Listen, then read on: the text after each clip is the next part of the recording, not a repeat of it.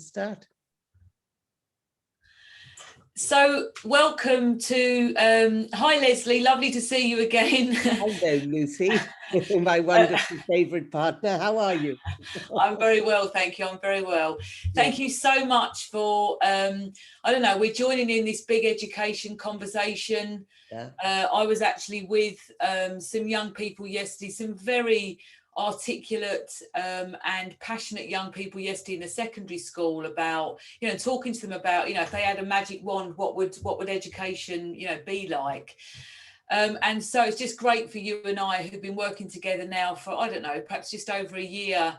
Yeah. And particularly, you know, I was I don't know, just so impressed by your passion for our youngest children. And I suppose for my role at Bounce Forward, which has been sort of with the older ones, hadn't really, I don't know, appreciated, I suppose, the really important ways in which we can teach young people, you know, children from the youngest possible age, you know, social and emotional intelligence, which is so important. So I just thought we should just have a conversation and then we can put it out and we can let people listen to us as well. So I just wanted to start, Leslie, could you just share with us what started your passion for education for our littlest children? Where did it start for you?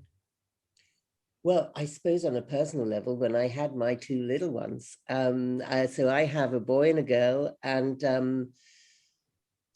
you know, anyone who has been near a young child, let alone actually lived with one day in, day out, knows how extraordinary those brains are while they are developing.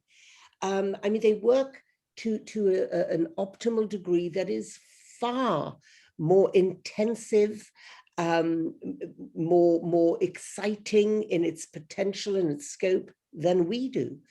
And this isn't rocket science, as I now like to say, it's neuroscience. It's very straightforward, you know. The brain of a young person is firing synaptic connections or making them at the rate of, wait for it, because when I heard this, my brain couldn't encompass the vastness of this, but it's a fact. 1 million synaptic connections per second. It's almost inconceivable, right? But the opportunity, right, of all of those, you know, yeah. And the bottom line is that the way the brain settles on its habits of mind, habits of attitudinal habits, you know, if you look at the negative side of attitudinal habits, which is discrimination, yeah, where does that begin, you know, and how important a question is that for the world we are living in? Where does that begin? It begins in those very early years when the physical neuropathways in the developing brain are being formed. Now, I'm not answering your question, Lucy. I always, you know, you speak of my passion. Well, my passion makes me speak so much that I'm often having to apologize because suddenly I find myself in a monologue and I didn't intend to go there, but you know. Never apologize for being you, Leslie. I love every ounce of you. Thank you, Lucy. You're so lovely. So basically, look, you know, obviously having kids, right? But then I had this extraordinary journey of making the documentary that so seamlessly led to my insights, which led me to research and become, well, obsessed with, really, compelled to look at the reasons why we don't seem to be getting anywhere as a human race. We seem to be, you know, making the same mistakes over and over again and not managing to solve anything.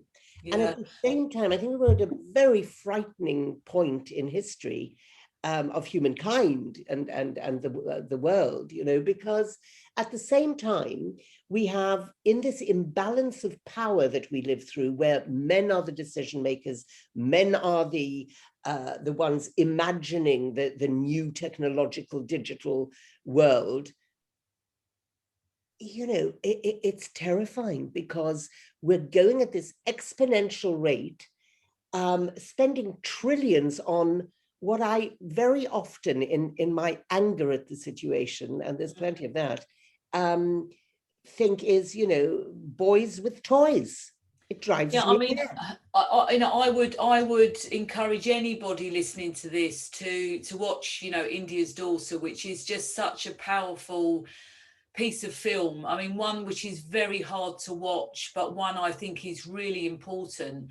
As I said to you, I was with some adolescents yesterday, so some, you know, year 7, year 8, year 9, year 10 students.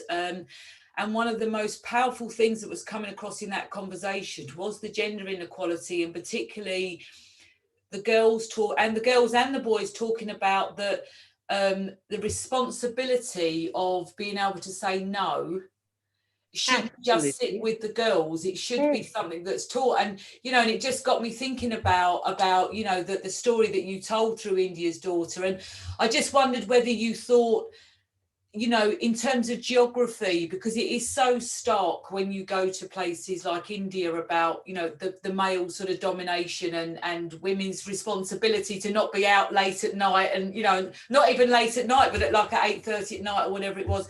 But just wondered what you think about whether that matters in geography, and whether somewhere like the UK, it's so subtle that's sort of part of the problem, really, that we... You see, I don't see it as subtle in the UK or anywhere else. There isn't, you know, there are countries hurtling towards the beautiful, you know, situation of greater equality, like New Zealand. Why? Look at who's in power in New Zealand. Look Yeah. at who's running that country, an enlightened and you know, magnificent woman.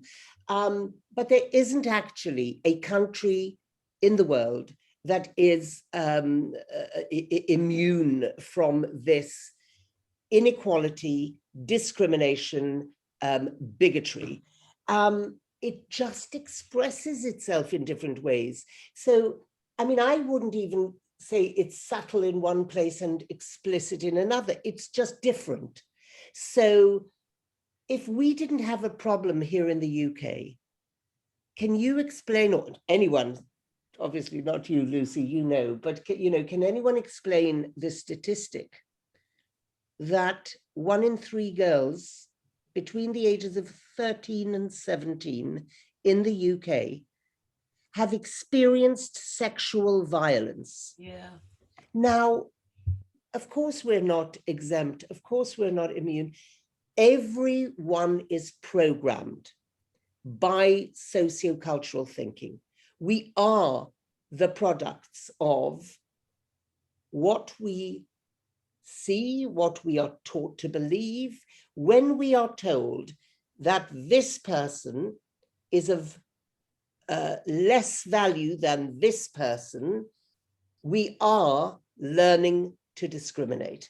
Yeah. Whether we are told that that is the case because this person has different rules applying to them, they're not really destined to, you know, make money in a family. They're the ones who are destined to cook the meals for the family or look after. However we're told it, it's the same paradigm. It's you know, and that's what we need to shift. We cannot shift this by building more shelters for abused women. We cannot shift this by having a tougher quantum of punishment for those who, you know, transgress against the laws that are meant to protect you. Bottom line is the law is an ass in the face of culture. Culture trumps law. So, you know, the laws are there, yeah, you know, supposedly to protect us. But what doesn't protect humanity itself is the discriminatory mindset that is accepted because there is no intervention, because we do not yet deem it to be the purpose of education. And coming straight back to the purpose of this call, you know, what is education for? Yeah. It's not just to prepare you for the labor market. It's got to prepare you holistically, comprehensively for life itself. And you cannot expect parents to do that job. Yeah, and I mean, and so that brings us really nicely to Think Equal, I suppose, which is, you know, you know, I would say it, but, you know, a wonderful sort of set of lessons, really. And we'll share a film in a minute just to give viewers just a little insight into it. But can you just talk about how that started? Because some of the things that you're talking about are sort of a campaign, aren't they? That are, they're sort of trying to cover lots of different, yes. But, you know, just focusing in on education, how and where did Think Equal come about? And just talk a little bit of the history of it. So there was actually a moment where it all crystallized for me. And that was while making this film about this brutal gang rape, suddenly finding that I'm interviewing lawyers who've had such a high degree of access to education. You know, they were so educated, and yet their attitudes were as shocking, if not more so in one particular case, than the attitude of the rapists themselves. Yeah, that was the thing that was so shocking to me, in the film, isn't it? That's the thing that really stands out for everyone. And that is because we assume that educated people, you know, don't do that.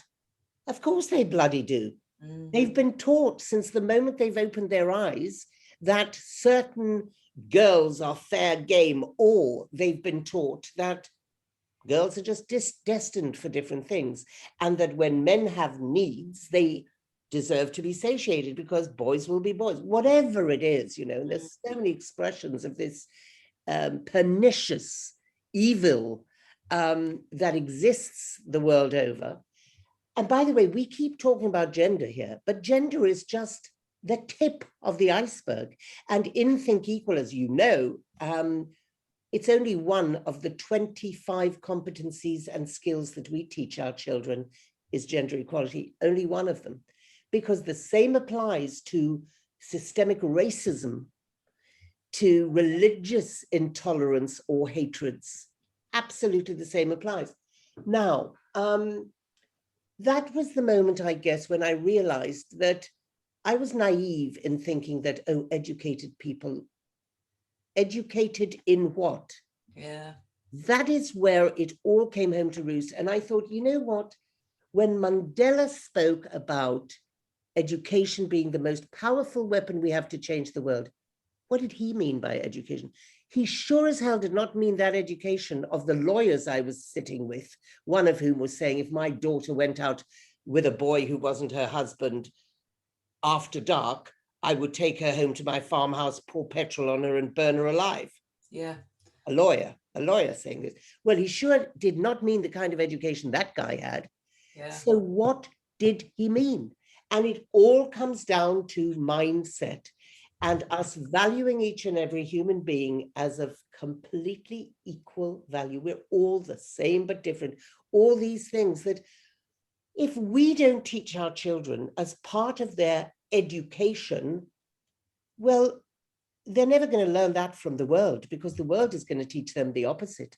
The world is so riddled with inequality, you know. One of the arguments that certainly, you know, I've seen recently, particularly I think in response to COVID, you know, we're part of the Children and Young People's Mental Health Coalition, and we wrote, you know, a paper to a letter to the government to say, you know, could we just have a moment where we don't exclude young people, because, you know, they're trying to get to grips with what's happened to them. This has been a significant, for some young, you know, a year in a young person's life is huge, right? And there's been quite a lot of backlash that, you know, if you don't have good behaviour in the classroom, then you're going to be, you know, what about the, you know, again, you know, it's this sort of sense, isn't it, of you know, the things that we, you know, that education is about kids sitting down, being quiet, doing as they're told. You know, how would you respond to those people that believe that, you know, things like not excluding young people from school and having good behaviour policies are about, you know,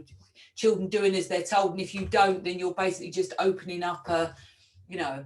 I think that people who are in responsible jobs in the education system who believe this, and I have to name him, Gavin Williamson, really should hang his head in shame. What kind of idiots are these who think that that is the way to get any kind of results? Mm-hmm. We are dealing with a second pandemic here, and the pandemic is of mental health challenges and ill health. as a result of the isolation, apart from the missing out on the academics, which troubles me personally far less, because you can always catch up on that. The academics aren't, of course they're important, but there are countries where children start school, Scandinavian countries, where they start school at 7, because actually they learn better that way. And you look at a country like Denmark, and what is its main export? It's brain power. So them starting the kids learning much later in terms of, the academics, actually they've discovered is a good thing. We are lagging so far behind in terms of any kind of, rationale, intelligence about how to achieve things, and decency. In a way, there are times, and I'm a firebrand, Lucy, as you know well, right? But I get so frustrated. There are times when I think, you know what? You deserve the problems you're having to deal with, but what a terrible way to think. Yeah. The problems they're having to deal with of kids running around, with knives and in gangs it's because we've let them down so appallingly. And honestly, we need some enlightened leadership in education. Education is the very engine of progress of a country. And it's, and I apologize for even having those thoughts, but I get so frustrated. I get so angry. Surely to God, you can see what we need to give our children. We have a duty of care to our youngest children. Leslie, let me just give the audience just a little, a little insight into Think Equal, and we'll come back. Great.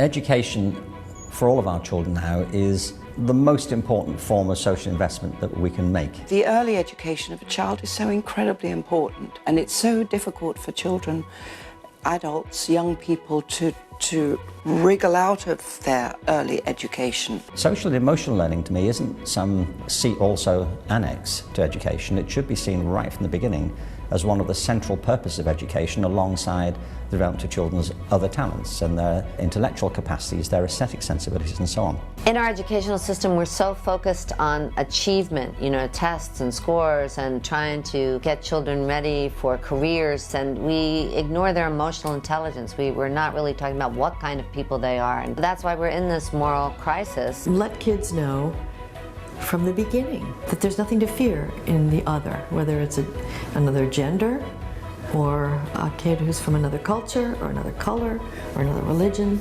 Education has a major role in helping our children to understand and move beyond some of these entrenched cultural attitudes. That's what the Think Equal program is about. Think Equal is the most profound and important thing. I've got it tattooed on my body, basically, to say Think Equal. Within one generation, we're going to see a major shift towards understanding equality, practicing equality, peaceful coexistence. So Think Equal is part of that global shift to redress those inequalities, and particularly to provide vivid, usable, practical and tested resources for use in the education of very young children, ones which inform, empower and help to guide the work of teachers, and which will enrich the communities as they do so. And I really think it's a vital part now of reshaping the agenda for education for the 21st century. We're all in this boat together, and I encourage individual foundations, governments, and parents to support it, because I think it's going to move us forward.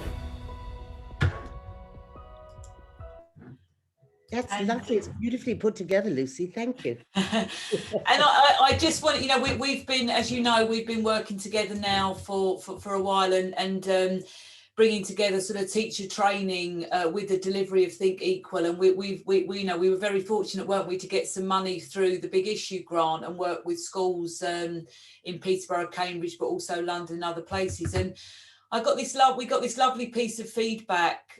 We've been asking teachers to sort of self-reflect on the impact. And, some of the really powerful things that are coming out from these sort of 3 and 4-year-olds, saying things like, recognising the colour of their skin, recognizing the different emotions that the characters in the books that they're reading, and how they can sometimes relate to them, or perhaps see them in their, you know, in their friends and in their families. Family, yeah. Really quite sophisticated, you know, sort of sense of self, and, you know, and I don't know, I suppose it's shifted my sense of what is possible with really little children. And so I suppose I wanted to move the conversation to say to you, know, if you had a magic wand, Leslie, what would be the purpose of education for our youngest children? What would it look like if you could literally just say, you know, tomorrow this is what it would be? So simple. So simple. And Lucy, I am literally step by step, incrementally waving that magic wand and achieving it, because it is utterly plug and play as a program, inexpensive because we're a charity. And as you know, with our work jointly, we charge at cost. We are not here to make money. We are here to reach children and empower them to have positive outcomes in life. It's replicable and it's scalable. So it doesn't need a magic wand. It just needs the will. So, the core purpose of early years education should be to equip children and with the competencies and skills to have positive outcomes in life, to allow children a life in which they do not grow up to be depressed and not know how to deal with that, not have the tools to deal with that, to not have children grow up and be violent or be bullied or rape or commit suicide. All of these things are preventable, because it is from that age of 3, really, that the identity is being formed, that the moral compass is being established, created. What we do with Think Equal and the children is we co-construct pro-social neuropathways in the developing brain. And it's evidence-based. Those neuropathways are then there for life. These are lifetime effects. So if you get that right in the early years settings, and I say it has to be, not I say, neuroscientists say it has to be before the age of 6 if you're thinking foundationally. That doesn't mean, and I'm not saying that you can't, the brain isn't neuroplastic post 6. Of course it is. The brain is neuroplastic till the day you die. But just as no architect would start building a building from the first floor up, or the ground floor even, you've got to put those foundations in. That is the core purpose of early years education. Now, I am a realist. I know that I'm not going to get, if people aren't even bothered, like our current education ministry, aren't even bothered to think about providing our youngest citizens with this foundation for life, shooting themselves in the foot, by the way, because of course their social costs go up. Prison cell is the most expensive piece of real estate in the UK, £48,000 per year for one violent offender. I mean, come on, get real, start thinking even of your own self-interest if you can't be generous enough to think of that of others. It just makes no sense that they don't provide this critical foundation for our children.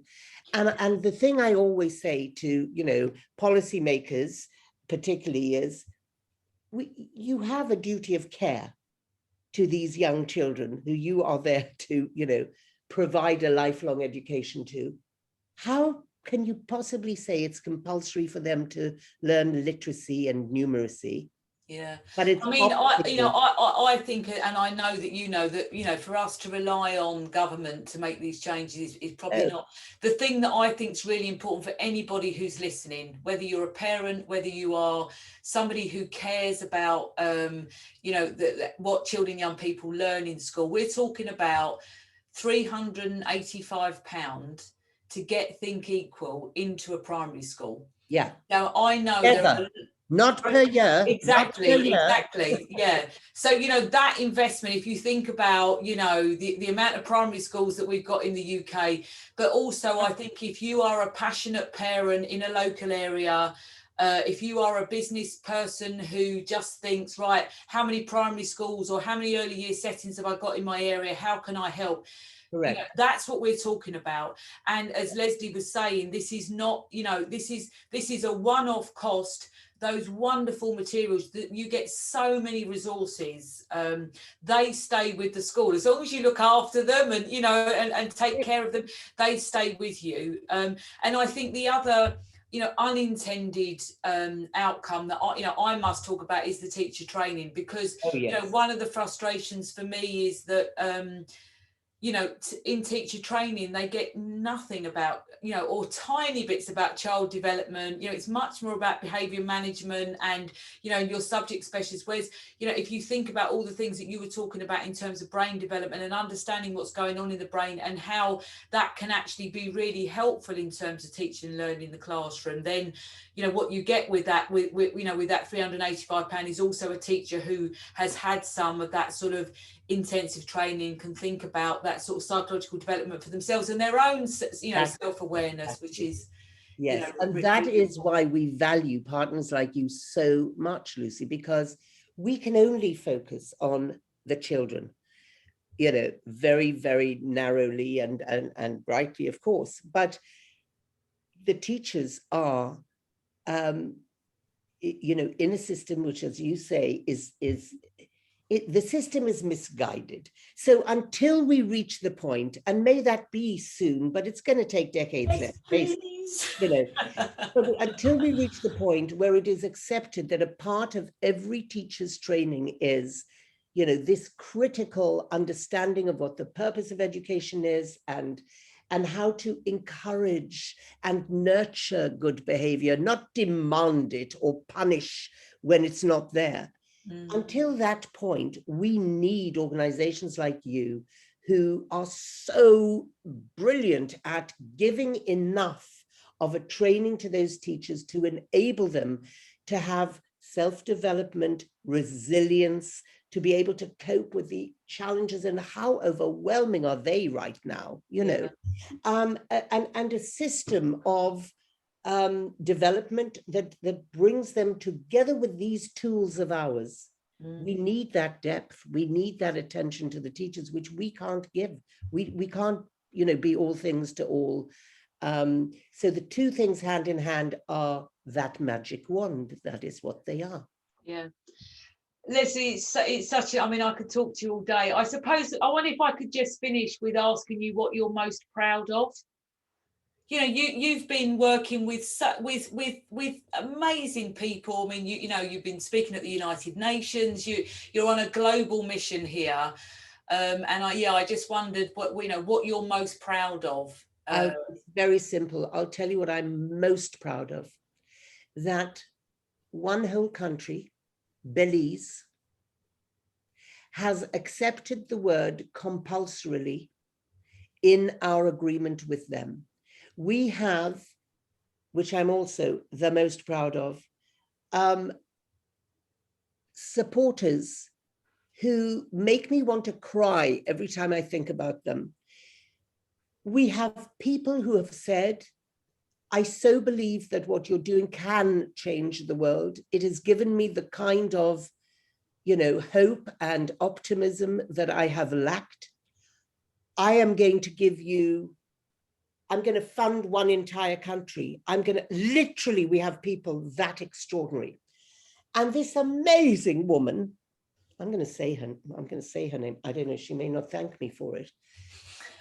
Jennifer, you know who you are. That's a good get out. Amazing woman who has given us the funding to fund the whole country of Belize. How big is Belize?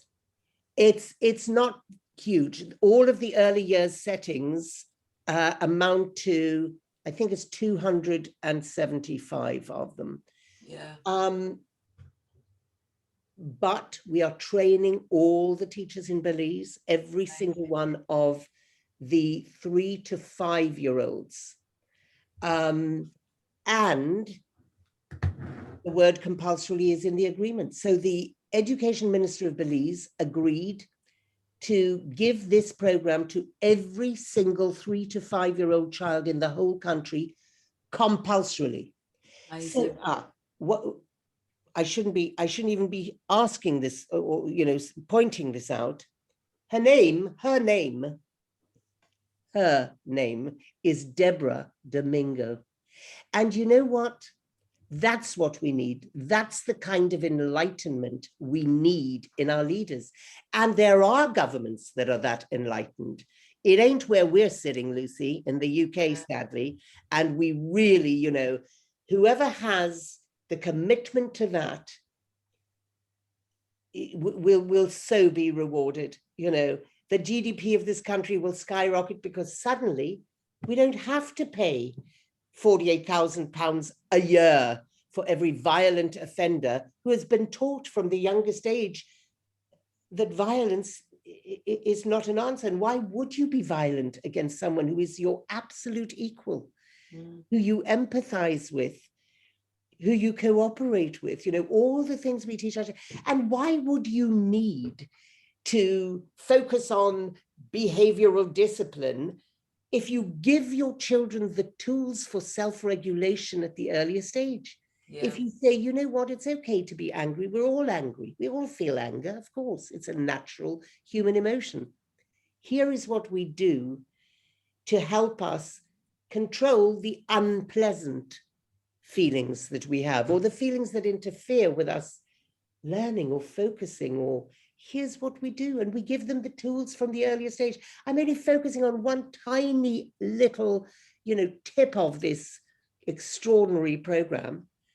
It's a no-brainer. What is wrong with us that we are not giving this to every single classroom in the country? We should be. And until we do, we will carry on dealing with the fallout of our lack of enlightenment. Yeah. So, on that note, Leslie, I would just encourage anybody that's listening to this, if they are, impassioned by anything that we've spoken about, please get in touch with us. We'll put the details out with this as well. Thank you so much for your time, Leslie. As always, we will continue to bang that drum in as many places as we possibly can. But thank you so much for your time, and I'll see you soon, right? And Lucy, I love you, and you are so extraordinary, and it's so amazing to work with Bounce Forward.